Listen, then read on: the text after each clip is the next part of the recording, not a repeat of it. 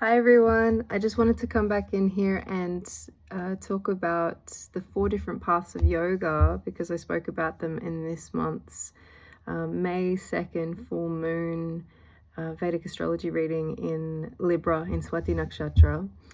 And this particular star is ruled by the wind god, which is the father of Hanuman, which you can actually see on the wall up here that I'll show you towards the end. And Hanuman, in a lot of the pictures that he is depicted in, you'll see where he opens his heart up, and you'll see this picture of Ram and Sita, who he is devoted to. Lord Rama of the Ramayana is one of the great Indian stories. But I wanted to talk about the 4 different paths of yoga, because quite often when people say yoga, they immediately assume that it's moving their body, but that's not necessarily the case. Yoga, in this sense, there are 4 different paths. So we have karma yoga, which is about action and taking service. So when somebody says, excuse me if there's kids in the background, karma's a bitch, karma just means action. So there can be positive actions and negative actions. So karma can be a blessing, but it can also be a bitch at the same time. And it's all about purifying your heart energy, burning away the ego and selfishness. So that's one pathway. The next one, and this is the one I spoke about in the full moon reading this month, was about Bhakti yoga, and it's about devotional love.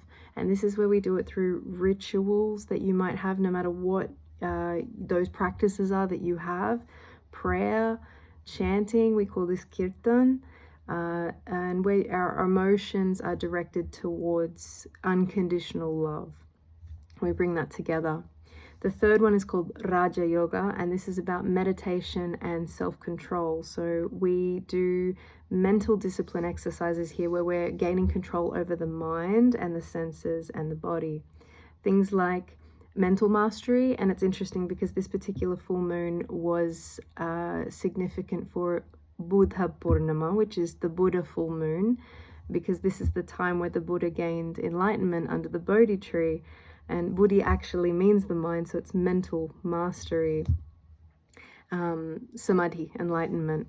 And then the final one is called Jnana Yoga, and this is about knowledge and wisdom, where we do self-reflection or we read sacred texts, where we realize the truth of our soul and we break through the illusion of the ego. And I just wanted to come in here to show you or rather share with you a little bit more information about those 4 different types of ways that we can practice.